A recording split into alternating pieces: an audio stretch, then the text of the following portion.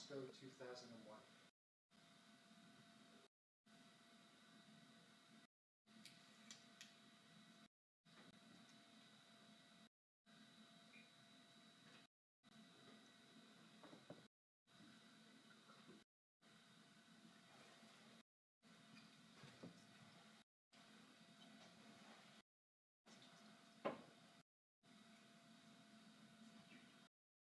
Moscow 2001.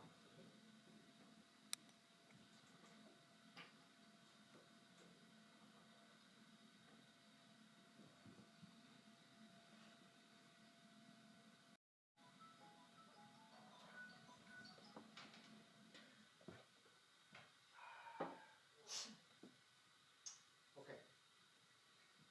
Moscow 2001.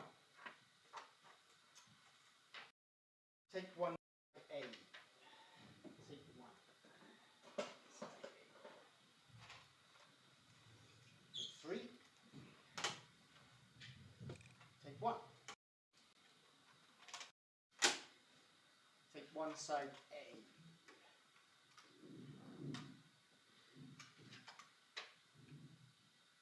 Take one side A.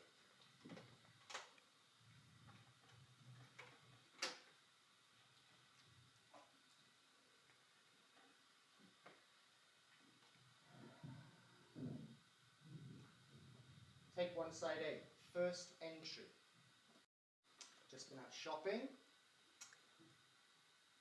Birch trees and Chekhov. Dogs with slippers on.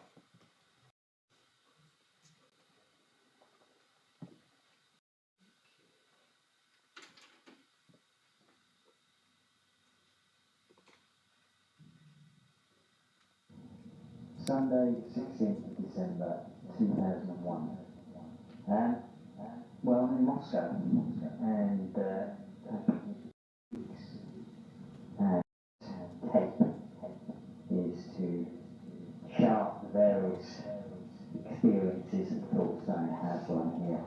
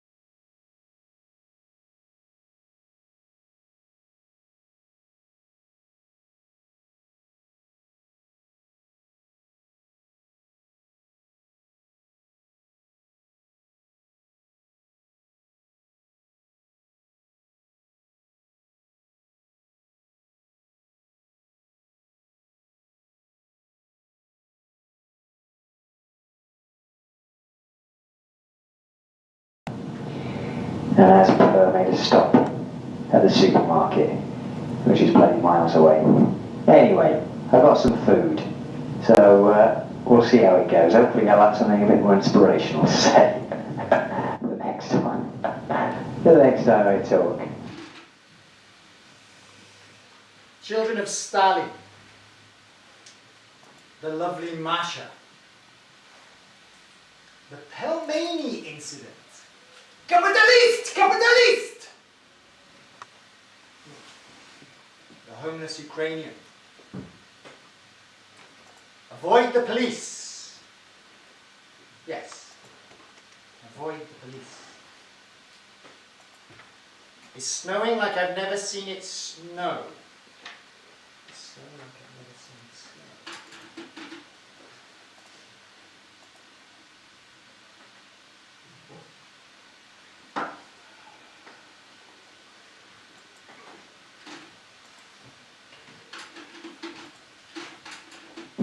It's a real mix.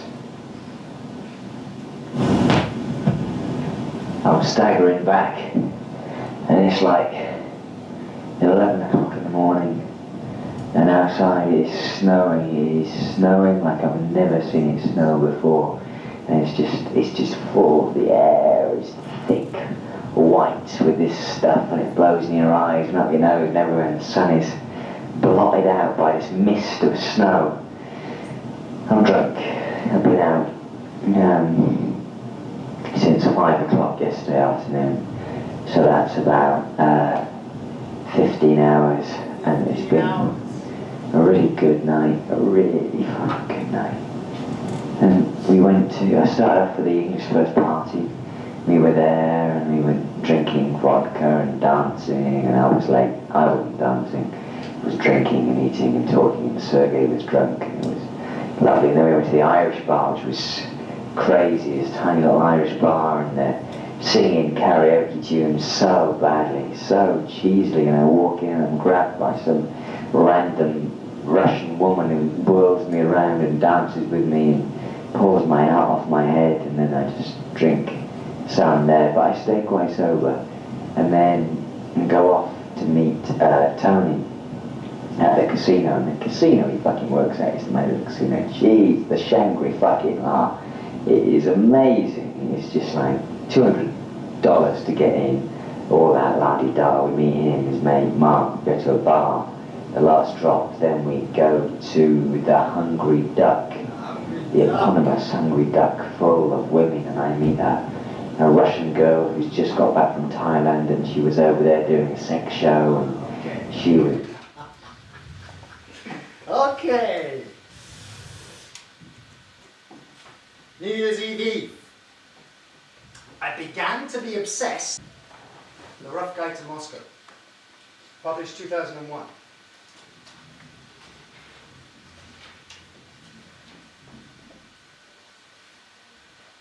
Moscow is all things to all people. The city is huge, surreal and apocalyptic. After a few weeks here, the bizarre becomes normal, and you realize that life is, as Russians say, без предел, without limits. Traditionally, Moscow has been a place for strangers, like me, to throw themselves into debauchery, leaving poorer and wiser.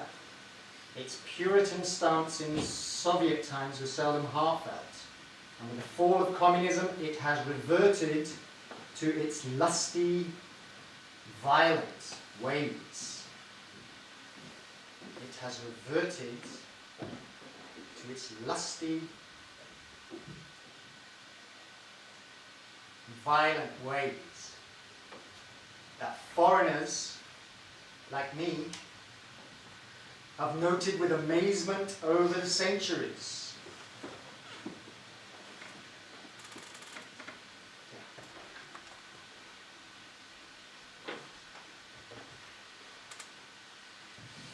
Okay, take one side B.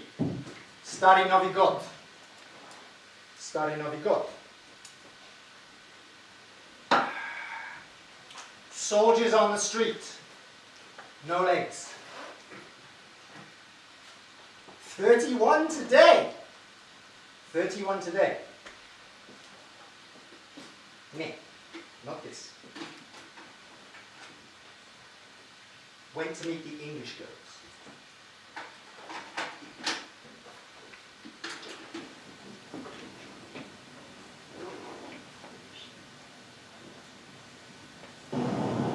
Anyway, so, story of God.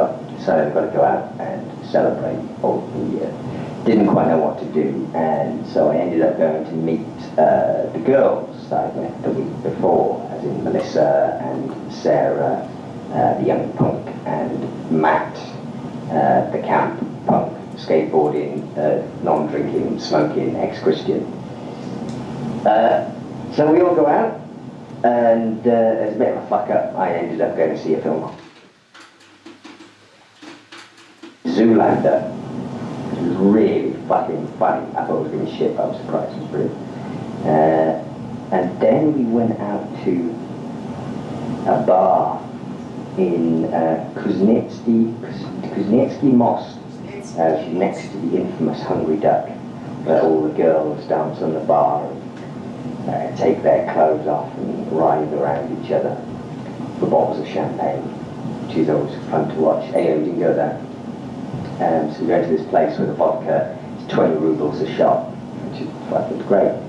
And we sit down, me and Sarah and Angie, who is Sarah and Matt's flatmate, who is a crazy little dangerous pretty girl. Angie, who is Sarah and Matt's flatmate, who is a crazy little dangerous pretty girl. Crazy, little, dangerous, pretty. Mad little Angie, she's a good laugh. An imaginary dream. I had this imaginary dream, which obviously isn't actually a dream, it's like I'm imagining that I'm having this dream. And in this imaginary dream that I've just made up and not actually dreamt, there's a red butterfly sitting on a leaf. And it's a huge red butterfly, beautiful, beautiful, pure red. And it launches itself into the sky, and as it spreads its huge red wings like this, you see a tiny little golden hammer and sickle in the top left-hand corner. And in this imaginary dream, this Soviet butterfly flew through the Kremlin in 1956.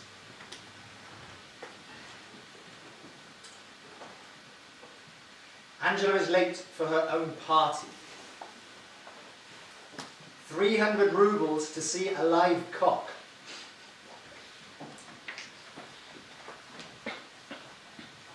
Angie's in. It's the best conversation I've had for a long time. I think I'm falling in love with Angela.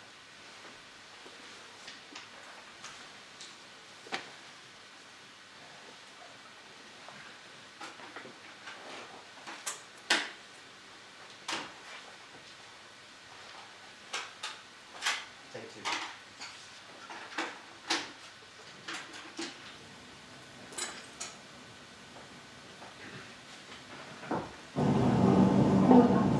Okay, so this is testing, 1, 2, 3, yeah.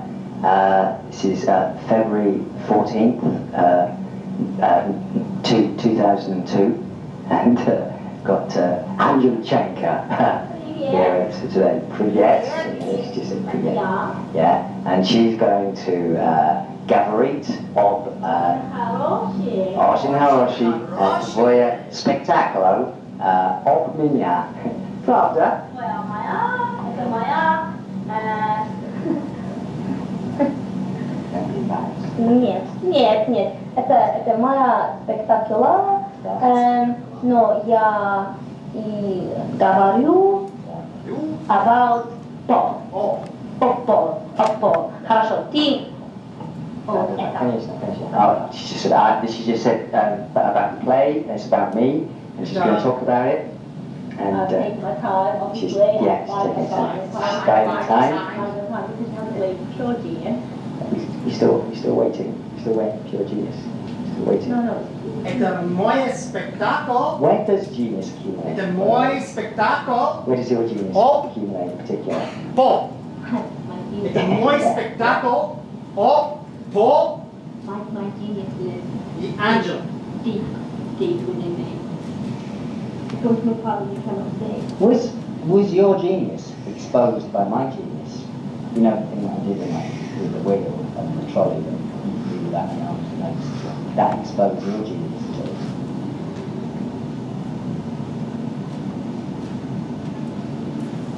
Yes. So that's a yes. It is. Oh, thank. Yeah. Good. Good. Okay. Я не Okay. This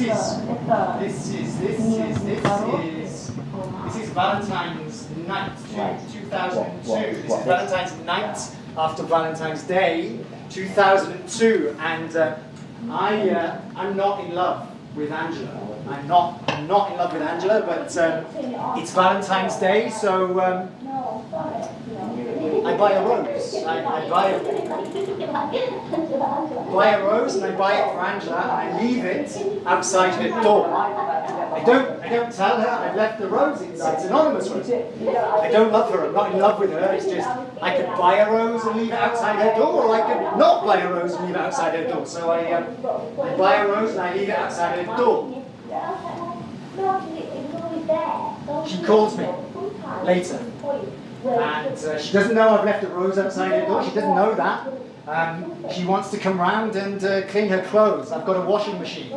So she comes round and we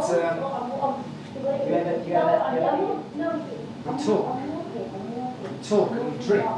We talk and we drink. And as we talk and as we drink, these manifestations start to occur.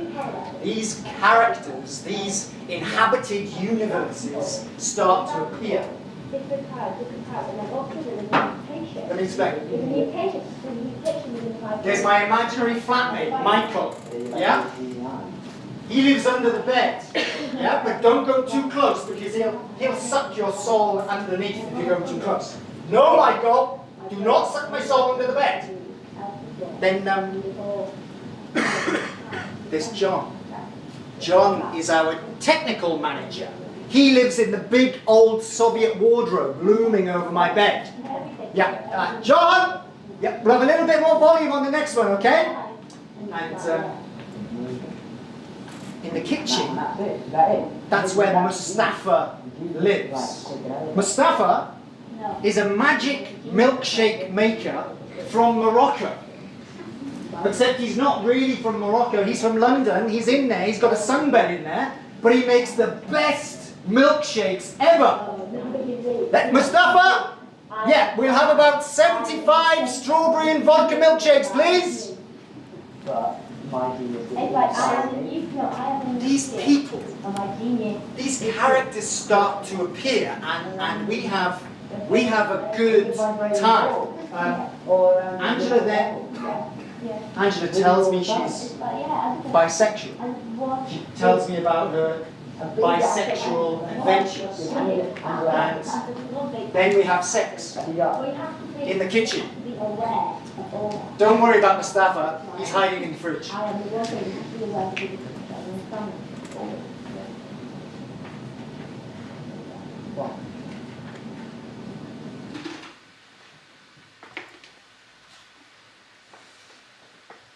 Babushka hit by a car. Angela's phone call. The secret. This is never going to go anywhere. 19 years old, from Manchester. She must be completely temporary. She must be completely temporary.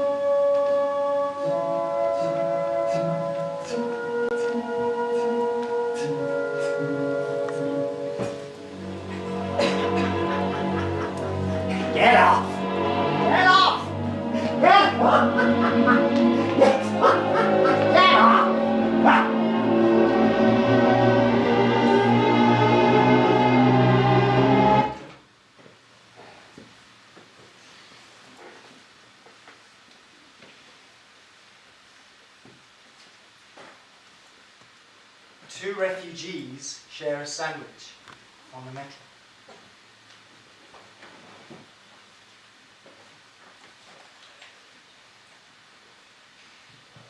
Falling in love would be pointless. Advance to take 3.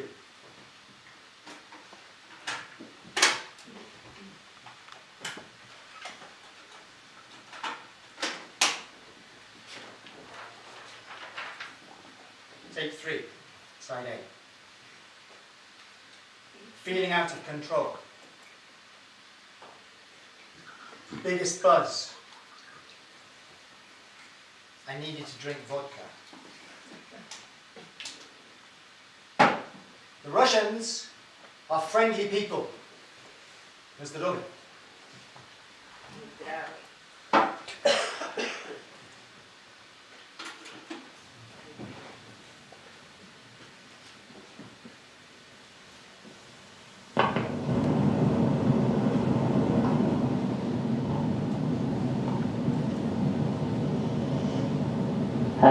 Okay, so this is the third take, and it's coming on for the end of March, so I've been here just over 3.5 months, maybe 4 months, and the last month has been the biggest blur, and the biggest blowout, and the biggest buzz, and the highest, and the lowest, and the most all over the place month that I've had here so far. So what have we been doing? So, there was that Friday, okay? Go back a week and a half now. It was Friday night and I needed to get out on my own because I was feeling out of control of the situation, and that's right. And I needed to, I was falling in love with her and I needed a little balance. It was So, Friday night. we go out. I go out, I end up looking into I needed to vodka. I needed to drink vodka. Why did I needed a bit more balance, okay? I just needed a little bit more stability. I needed some time on my So we go out. own. So we go out. Meet in the bar with funny door. We meet in the bar with funny door and we have a few drinks, but then after that I go out on my own, okay? Because I just need a little bit of space. So we go out. I go out to Propaganda. It's a very nice club in Moscow. Of course, I drink. Hopefully slightly older guys, at least I know they were.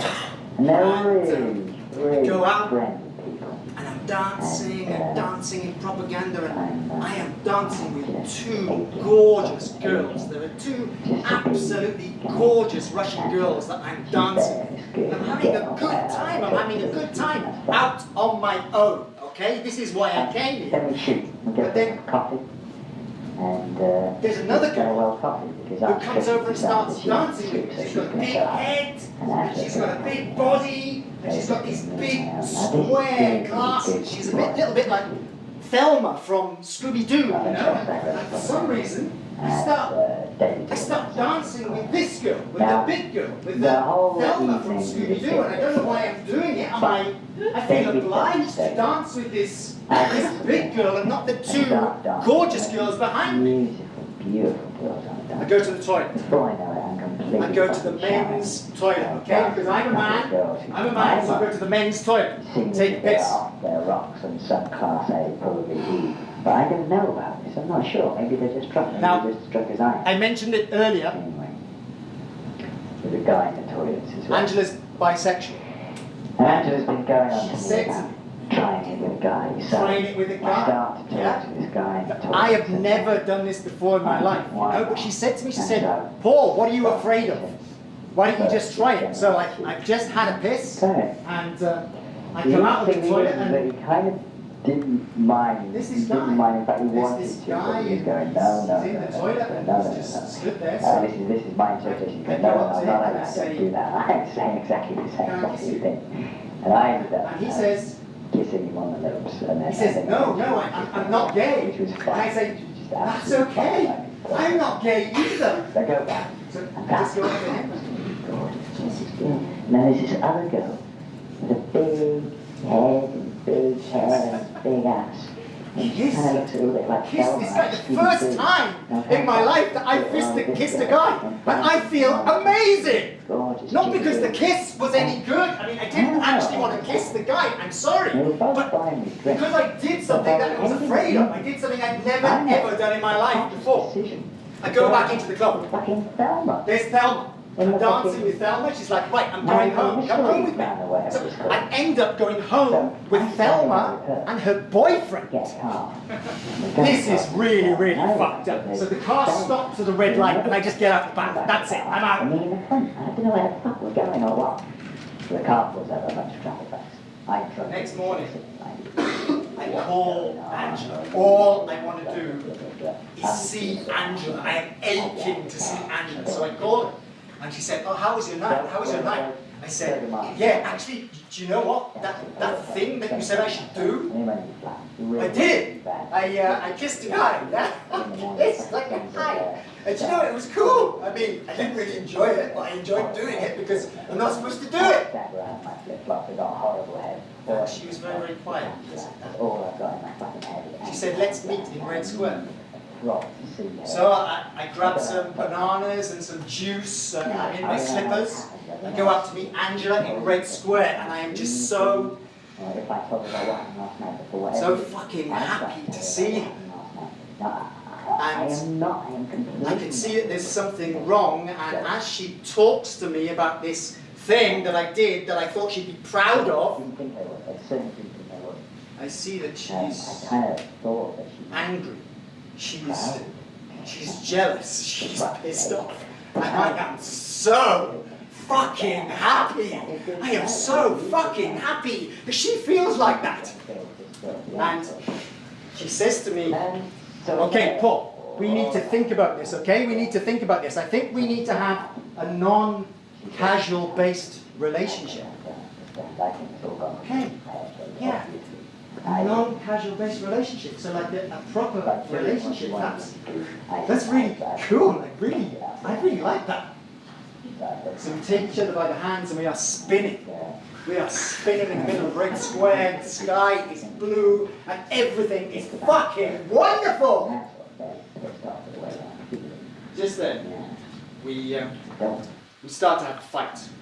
There's bananas, apple juice. The bananas and the apple juice just get sprayed all over the place. And the next thing we know, we're on the metro. Yeah? We're on the metro and we're just flipping out for no particular reason and singing made-up songs.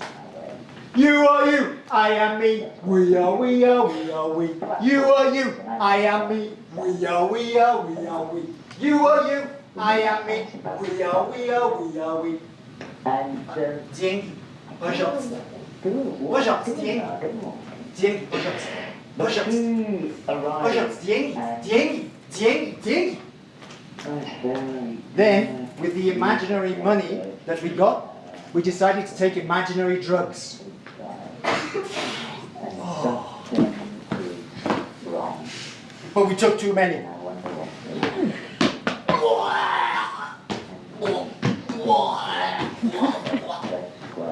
It's all right, don't worry. We're getting off on the next stop. Do svidaniya, do svidaniya. About her pain, her jealousy, her twang of when I told her about that night we decide to meet our friends. We're going to celebrate. For the first time we're going out as boyfriend and girlfriend. And I feel fucking wonderful. So we go to the real McCoy's. It's kind of a spoof bootlegger's bar. The vodkas are very cheap, and they're very big. So we drink some vodka, and our friends arrive. Everybody's getting very drunk, very happy on vodka. The boys are dancing, the girls are dancing, everybody's having a really good time. Angela, I'll tell you what, when she dances, oh my God, it's an amazing thing to behold. The energy, the freedom. She's dancing with Tanya. And Tanya's a small, pretty Russian girl with dreadlocks, and in fact, I think Angela did her dreadlocks, and you should see the way that they move together, the way the synergy, the intimacy, the connection. This is, oh my God, like this is really fucking bad. Okay? So I go and take Angela to talk to her in the toilets. Angie, look, please. I know that you're friends with Tanya, but if you recall, this morning we decided that we were going to have a non-casual based relationship. Yeah, we're boyfriend and girlfriend. So, like, if you don't, I mean, I don't mind you dancing. You can dance with anybody you want, of course. But just, do you know what I mean? There's a bit of chemistry between you, yeah? So, had the conversation. We leave the toilet, and as we leave this toilet, the door opens in the next toilet, and Tanya comes out of the next toilet and looks us straight in the eye. I go back to the bar. I have some more vodka, and the end of the evening comes. The club starts to empty, and Tanya and Angela are nowhere to be seen. I know where they are. Angela! Angela! Can you come out now, please? Tanya, could you bring Angela up to the toilets, please? She's my girlfriend. Yeah. Yeah, can you come out, please? We go to eventually, what's it called? Tanya carries Angela out to the toilet. And her flatmates arrive, and they explain to me that the best thing that can happen is if they take Angela home with them, because that would be best. No. Look, I'm really, really sorry, but you don't understand. That's my girlfriend, okay? That's my girlfriend, and we're seeing each other, so I think it's far better if Angela comes home with me, okay? Yeah? No, please, no, you cannot. Tanya, you cannot take Angela home, no! So, somehow I convinced them. We leave the club. We collapse outside the metro station. Now, we were not having sex. We were not having a fight. The police report was totally inaccurate. How is it that I know that? From the corner of my eye, I see a blue light on top of a lad. And the militia, the policeman, come over, they take us up, and they take us in the back of the police larder. This is the first time I have ever been arrested. This is the first time I've ever been in a police car. And I assume they're taking us to the police station. But no. They take us to this big building. We go into this big building, and you go inside, and it is white. It is pure white inside this big bright building. And there's a babushka in a nurse's uniform here, and another babushka in a nurse's uniform here, and they are very serious babushki. First of all, you have to blow into a breathalyzer. I get it. They're measuring how drunk we are. The next thing they make you do, there's a white line down the middle of the floor.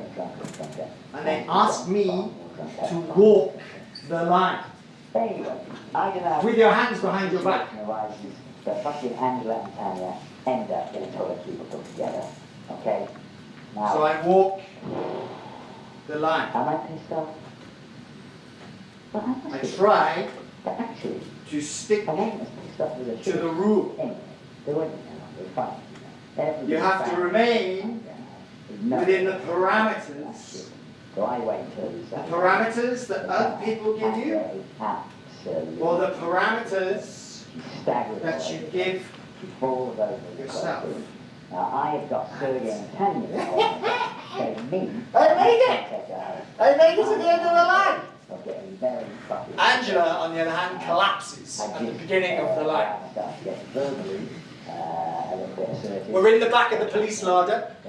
The next thing we know, we do eventually arrive at the police station and we are put into cells. For the first time in my life, 31 years old, I'm in a police cell. But the great thing about this police cell is Angela is in the cell next door. Angela! Yeah, you okay? Yeah, I'm good. Yeah, how are you feeling? Okay, I'll see you in the morning. I love you! Behind the metro, and that's not true. We were definitely in front of the metro, doing what? I honestly can't remember.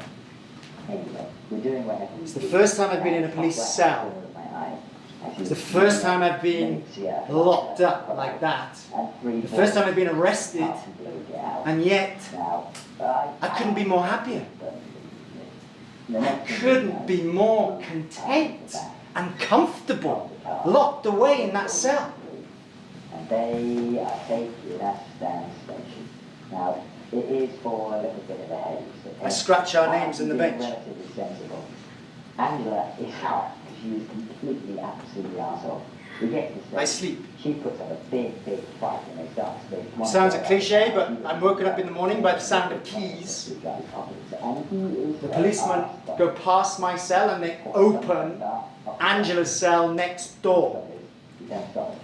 The flatmates are with her. They've come to collect her. So they go and get Angela. They carry her out of the cell and they walk past my cell and I step up to take a look. We are marched into this. And she is white room and lifeless. She is white and lifeless, like pale, like a sheet of paper. And I say, no. If they have done anything to her, I will fucking. Find out how drunk you are. And just as I'm about to do whatever I can do, locked in a cell, she opens her eyes and she beams at me.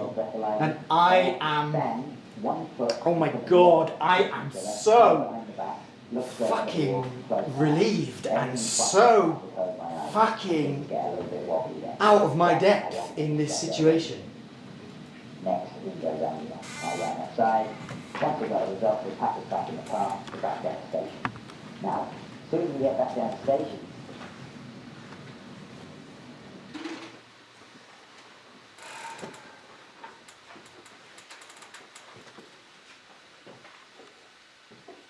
Take 4.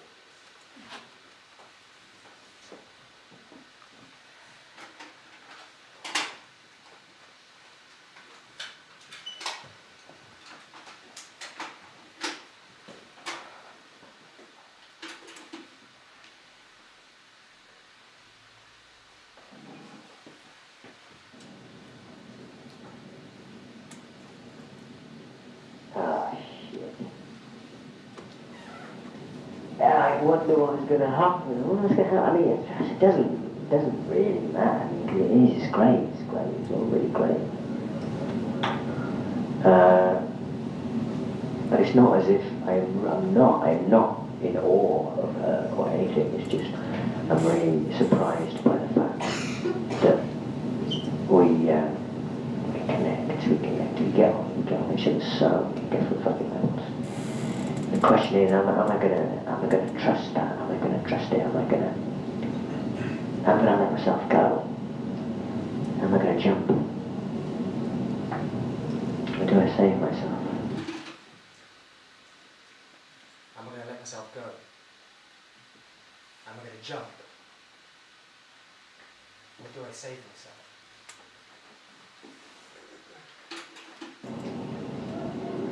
Try to save myself.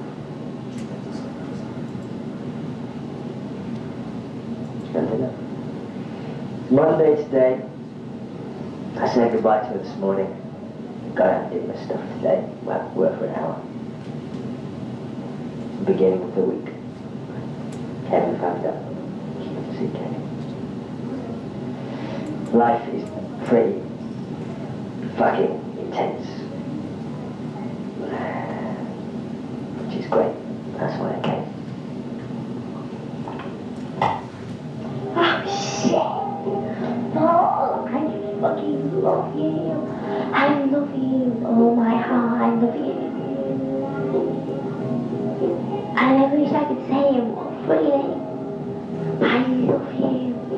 When I go home, I love you. And when I go to sleep, I love you. And when I wake up in the morning, I love you. And when I go to work, I still love you.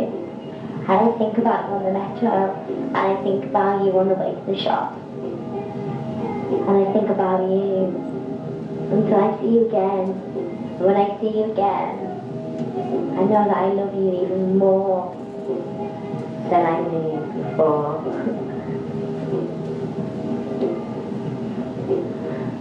And thank you. Thank you for making me feel like this. I just know that you, oh my God, you are so special. And you make me smile, and you make me want to dance on the metro, and you make me want to sing in the middle of the road, and you make me want to smile at the people who serve me behind the counter, and you make my day, genuine, and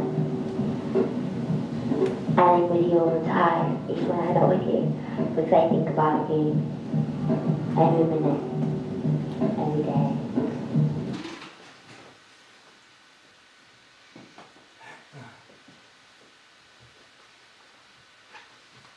Did you know that the dogs in Moscow take the metro? At first I thought they were just doing it to keep warm.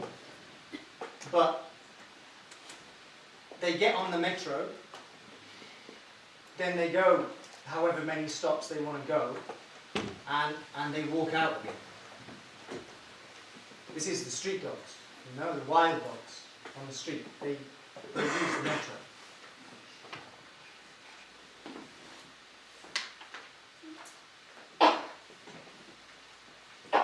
So we carried on doing this thing that we were doing.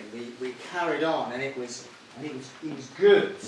It was good. It was it was intense, and it carried on. And then one day I spotted Angela in the internet cafe, and we really associated with the dogs in Moscow. We felt like a pair of wild dogs, and so I got, you know, those little toy dogs, you know, the little whoa whoa whoa whoa whoa. I got one of these. I bought one like for 20 rubles off this guy, and I took this little yappy dog into the internet cafe, and I put it up on the monitor. Whoa whoa whoa whoa whoa whoa whoa whoa whoa whoa. But somehow I put it on the wrong monitor. So there was some very, very confused Russian person. So I walked up behind Angela, and I was about to kiss her or put my hands over her eyes when I saw the email that she was writing. I leapt in to her and I said, "Is it true?" And she looked at me and she said, "Yes." I was really fucking angry. Oh my God, I was so fucking angry. How can somebody to have that power to be able to do that, to just go, stop, okay. So she lost her job because she got arrested. And because she lost her job, she didn't have any particular reason to be in Moscow anymore. Like no particular reason. So she she was going back. She was going back because she was going to university. So it was very, very reasonable. It was all reasonable. If I was in her situation, I'd feel the same. But I was angry. I was really fucking angry at the time. And she came round, and I tried not to be angry. And we didn't know what to do, so we just did what we usually do, and we drank. We drank some vodka.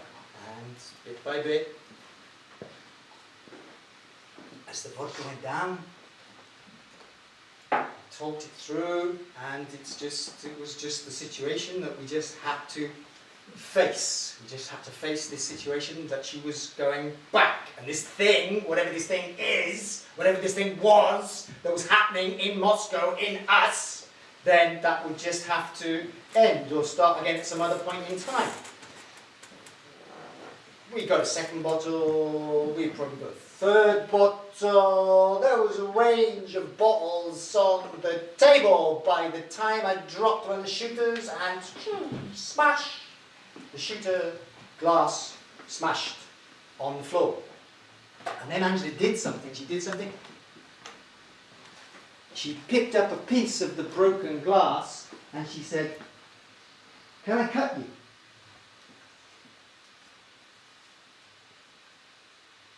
Of course. I've never done it before.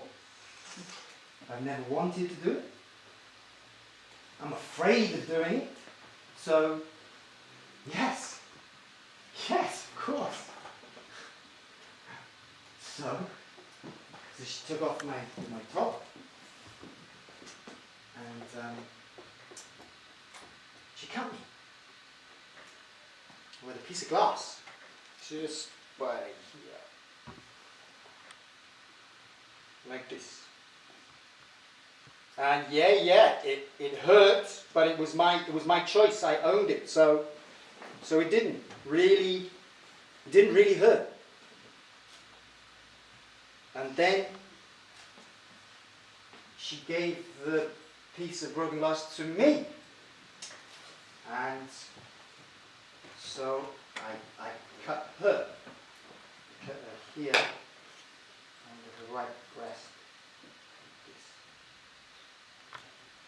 And then I don't know if it was then or thinking about it now, but do you know what? There was a time. I could remember a time when I did want to do this. There was a time when I was like 8 or 9 years old, and I really wanted a blood brother. You know? Like somebody who I respected, somebody who I felt an intense connection with, somebody who I could make an eternal oath to our bond. So I said, "Hey, do you want to be my blood sister?" "Of course," she said. "Okay, great." So I took her hand. Here, thumb. Very carefully. Very carefully. I'm using the glass just.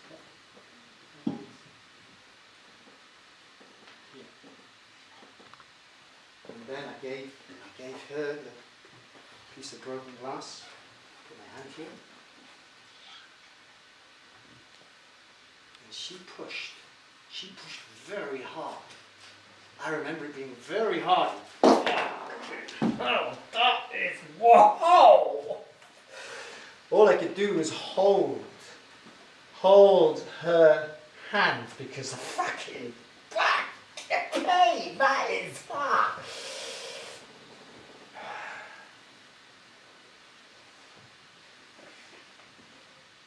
And my blood ran down her arm, and her blood ran down my arm.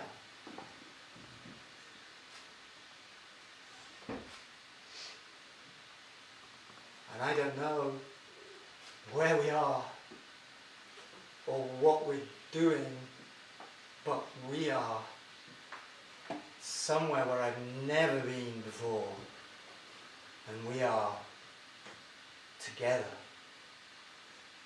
for eternity.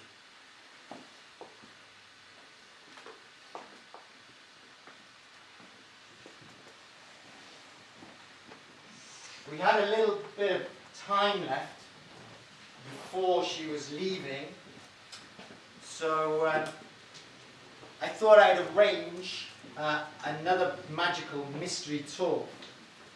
So I looked up in my guidebook.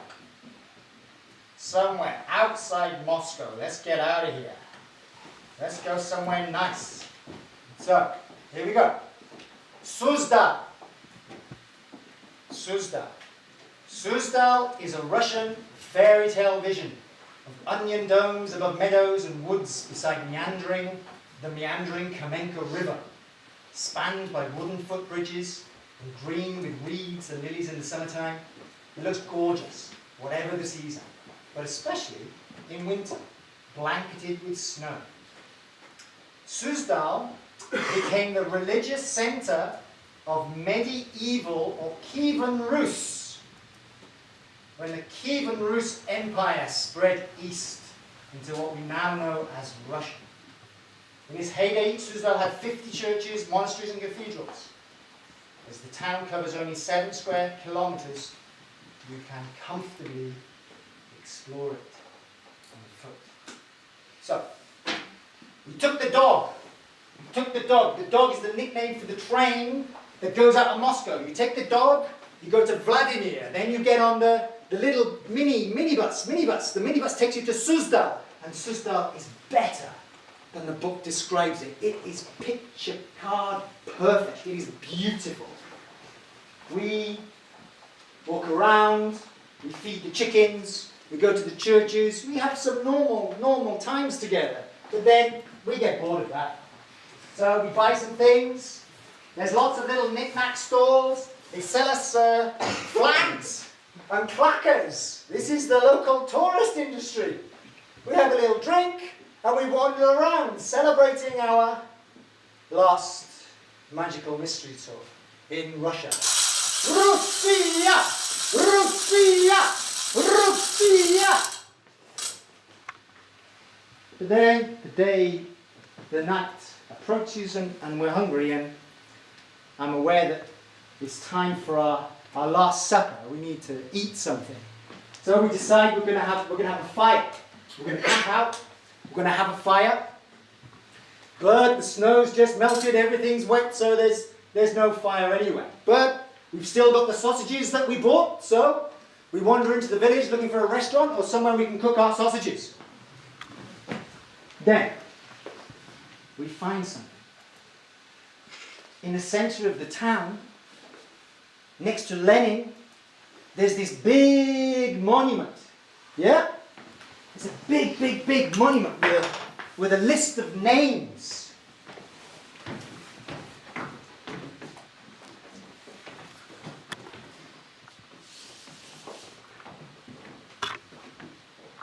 And in front of the list of names, there's a flame.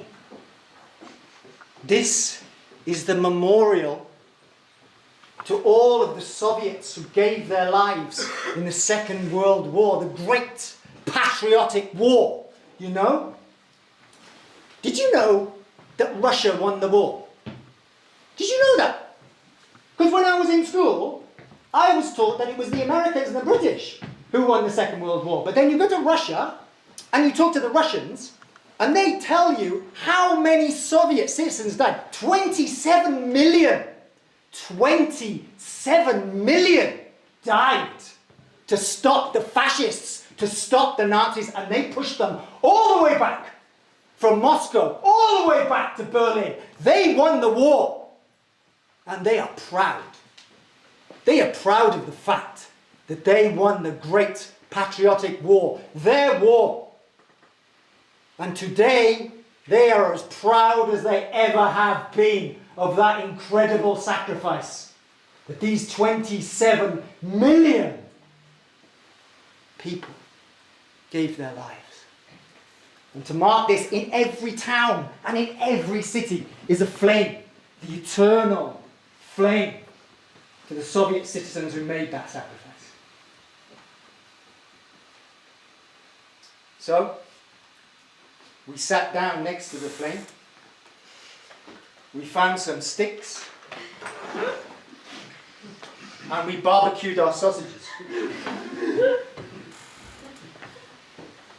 We barbecued our sausages. And we drank vodka. And we talked to each other, we told each other the mythology of our fucking crazy time in Russia together. And we laughed, and we cried, and we ate sausages. And we held each other. We held each other maybe for the last time. Then, once we'd finished the vodka, we finished the sausages, it was time to go back. It was time to go back to a hotel. And we were just going when she said, hang on. I just said, hang on. Let's put it out. Okay. Well, put it out. Yeah, okay. So, I started to piss on the eternal flame. But you know what? There's a lot of gas in Russia. So my piss just wasn't enough to put it out. So I gave up. And I thought we were going back to the hotel. But just then, I heard a sound. I turned around and I saw Angela, who'd lifted up her skirt, dropped her knickers, tilted her pelvis forwards, and a thick fountain of piss was going directly into the nozzle of the eternal flame. And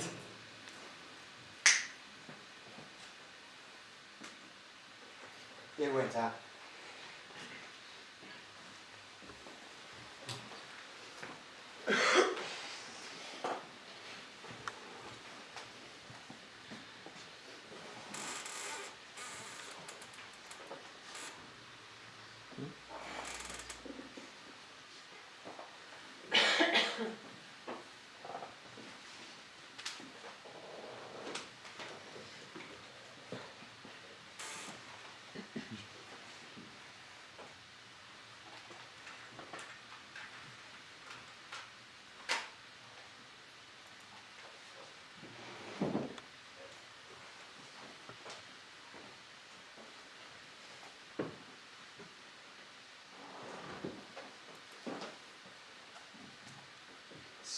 October 2023. Sophia.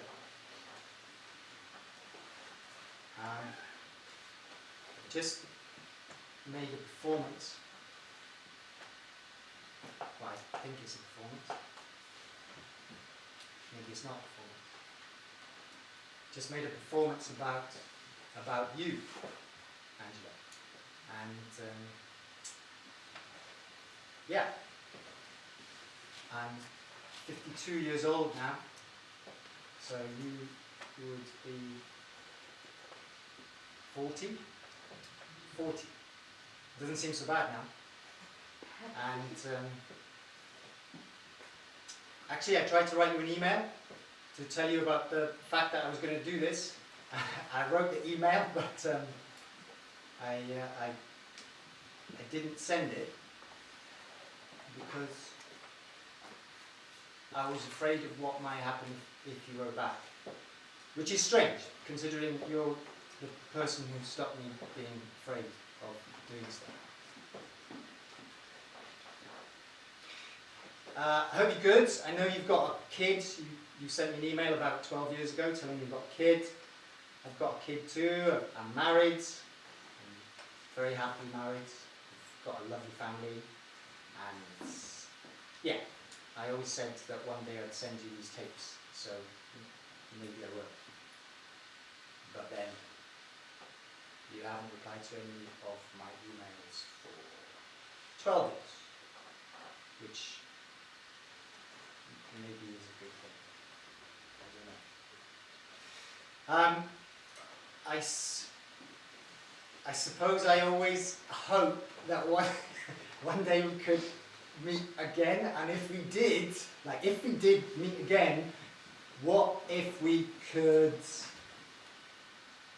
have a coffee, go for a walk, do something really, really ordinary?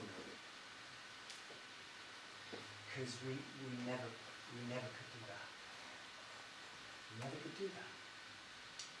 Yeah, so let's get together sometime, or you might hate that idea and do something really, really ordinary. I like that.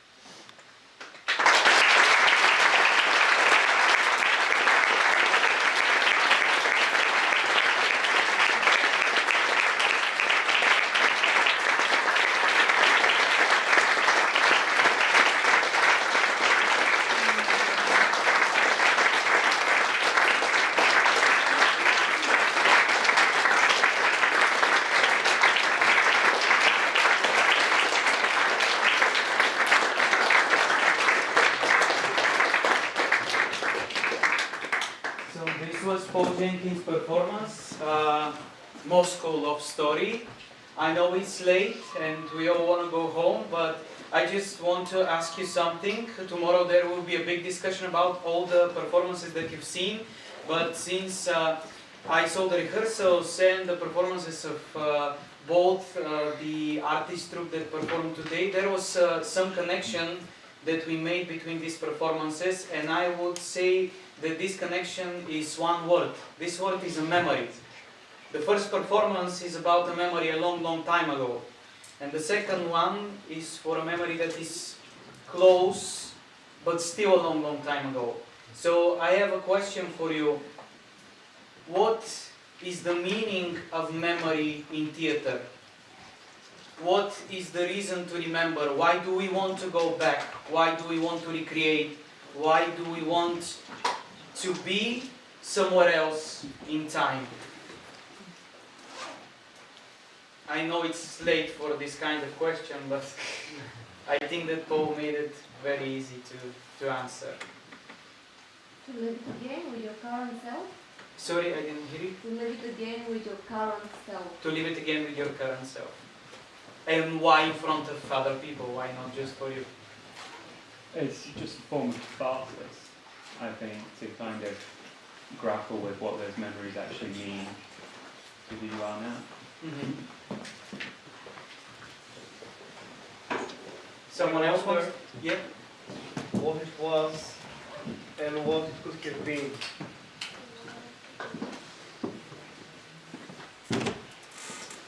So, can we say that the artist needs to go back in time with other people holding his hand, meaning the audience?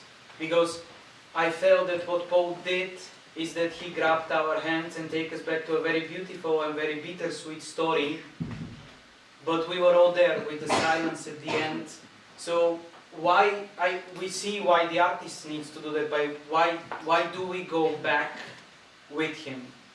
Why not stay here and now? This is not our story. Why do we want to be there? Is it not? Is it? I don't know. I'm just saying things, but maybe I'm not right. Is it your story? I think it's everyone's story. Yeah. With other names, other places, other people. So it's not Moscow love story, it's our love story.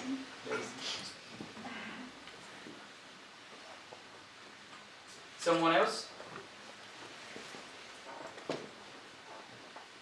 I think that in every really good performance, you can recognize yourself. So this is the good performance is like a model, like a mirror for our own image. So that's why we recognize ourselves in these stories. We recognize our fears. We recognize how proud we are when we break the fears, and that's so beautiful. Yeah, very personal. So if someone else wants to share something at the end? I want to share. Yes, of course. Look at what pretty shirt I have. I think mine is more, I like mine more because it's white and And I below. like mine more. And you can have like mine shirt Or or mine. Georgie's shirt. Get from Dara those lists and get stamps. And if you collect enough stamps, you'll give it as a gift from the festival. So don't hesitate. They're there. And be with us tomorrow. Tomorrow, yes, tomorrow. What time is the discussion? Tomorrow at 1 o'clock there is a discussion with to 1 o'clock, yes. In the afternoon we will discuss all the performances that we have seen with our special guest. And will they get stamps also for the discussion? Yes. Okay, so you're welcome. From 7:30 you can see Airi Suzuki's performance from Japan, and from 8:30 Andrea Hako performance from the Netherlands. Right? Austria. Austria slash, they're close, right? So it's okay, so have a good evening. Thank you very much for being our guest tonight, and take a good rest.